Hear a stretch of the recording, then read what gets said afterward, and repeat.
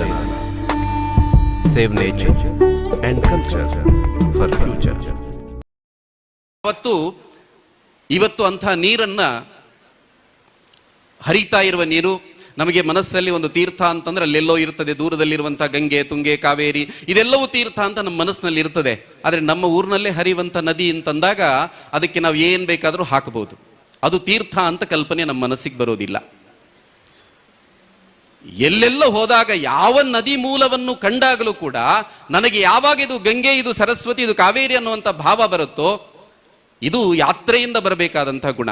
ನನ್ನ ಕಣ್ಮುಂದೆ ಹರಿಯುವಂಥ ನದಿಯನ್ನ ಯಾರಾದರೂ ಅದನ್ನ ತನ್ನ ಕಾರ್ಖಾನೆ ನೀರನ್ನು, ತನ್ನ ಲಾಡ್ಜಿನ ನೀರನ್ನು, ಯಾವುದನ್ನು ಅದಕ್ಕೆ ಅಥವಾ ಕಸಕಡ್ಡಿಗಳನ್ನು ಹಾಕುವುದನ್ನು ನಾವು ನೋಡಿಯೂ ಸುಮ್ಮನಿದ್ರೆ ಬಹುಶಃ ಅದು ನಾವು ಯಾತ್ರೆಗೆ ಹೋಗಿದ್ದದು ಸಂಪೂರ್ಣ ಆಗೋದಿಲ್ಲ ಅಂತ ನನ್ನ ಭಾವನೆ. ಅಲ್ಲಿ ಎದುರುಗಡೆ ಕಾಣುವಂಥ ನೀರು ಅದು ಗಂಗೆಗೆ ಸಮಾನ ಅಂತ ನಾವೆಲ್ಲ ಭಾವಿಸಿದಾಗ ಮಾತ್ರ ಅದು ಯಾತ್ರೆ ಸಂಪೂರ್ಣ ಆಗೋದು.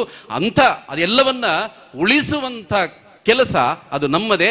ಗಂಗೆಯಲ್ಲಿ ಮುಳುಗುವಾಗಲೂ ನಾವು ಮಾಡಬೇಕಾದದ್ದು ಇದು ಗಂಗೆಯೇ, ನನ್ನ ಊರಿನಲ್ಲಿ ಹರಿಯುವಂಥದ್ದು ಗಂಗೆ ರೀತಿ ಪಾವಿತ್ರ್ಯವನ್ನು ನಾನು ಉಳಿಸ್ಕೊಳ್ತೀನಿ, ಅದಕ್ಕೆ ನಾನು ಸಮಯ ಕೊಡ್ತೀನಿ ಅಂತ ಇದು ಯೋಚನೆ ಮಾಡಬೇಕಂತ ಸಂಗತಿ. ಇಲ್ಲಿಂದ ಅಲ್ಲಿಗೆ ಹೋಗ್ತೀವಿ. ಬೇರೆ ಬೇರೆ ರೀತಿಯ ದೇವಸ್ಥಾನ ಶೈಲಿಗಳಿದೆ.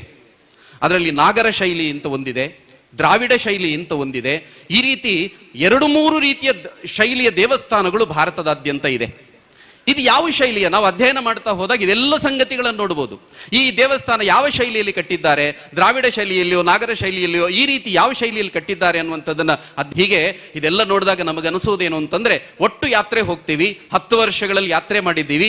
ಇದೆಲ್ಲ ನಮ್ಮ ಗಮನದಲ್ಲಿ ಇದ್ರೆ ಕೇವಲ ಭಗವಂತನ ದರ್ಶನ ಮಾತ್ರವಲ್ಲ, ಇದೆಲ್ಲವನ್ನೂ ಗಮನಿಸ್ತೀವಿ ಅಂತಿದ್ರೆ ನಮ್ಮ ಮನಸ್ಸಿಗೆ ಬರುವಂತ ಒಂದು ಜ್ಞಾನ ಏನು ಅಂತ ಕೇಳಿದ್ರೆ, ಇಡೀ ಭಾರತ ಅಂತಂದ್ರೆ ಹಲವು ಭಾಷೆ ನುಡಿ ಲಿಪಿಗಳ ತೋಟ, ವಿವಿಧ ಪಂಥ ಮತಗಳ ರಸದೋಟ, ಕಾಣಲು ಕಾಮನ ಬಿಲ್ಲಿನ ನೋಟ, ಬಗೆ ಬಗೆ ಸಂಕುಲವು ಅನ್ನುವಂಥ ಭಾವ ನಮ್ಮ ಮನಸ್ಸಿಗೆ ಬರ್ತದೆ. ಮತ್ತು ಈ ಭಾವ ನಮ್ಮ ಮನಸ್ಸಿಗೆ ಬಂದಾಗ ಎಷ್ಟು ದೊಡ್ಡ ಪರಿವರ್ತನೆ ಆಗ್ತದೆ ಅಂತಂದ್ರೆ, ಇಡೀ ಭಾರತ ಅಂದ್ರೆ ಇದು ಒಂದು ಅಂತ. ಬೇರೆ ಬೇರೆ ಆಚರಣೆಗಳಿರ್ಬೋದು, ಸಂಸ್ಕೃತಿಗಳಿರ್ಬೋದು, ಆದರೆ ಇಡೀ ಭಾರತ ಒಂದಾಗಿದೆ.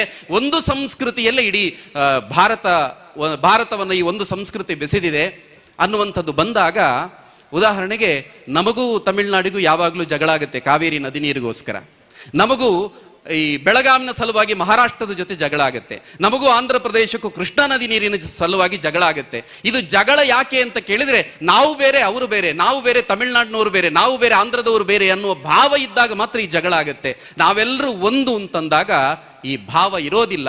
ಆ ಭಾವವನ್ನ ಅಳಿಸಬೇಕು ಅಂತಿದ್ರೆ, ಅಂದ್ರೆ ನಾವೆಲ್ಲ ಬೇರೆ ಬೇರೆ ಅನ್ನುವಂಥ ಭಾವವನ್ನು ಅಳಿಸಬೇಕು, ನಾವೆಲ್ಲರೂ ಒಂದು ಅನ್ನುವಂಥ ಭಾವ ಇದು ಯಾತ್ರೆಯಿಂದ ಸಾಧ್ಯ ಇದೆ. ಸಂವೇದನಾ. Save nature and culture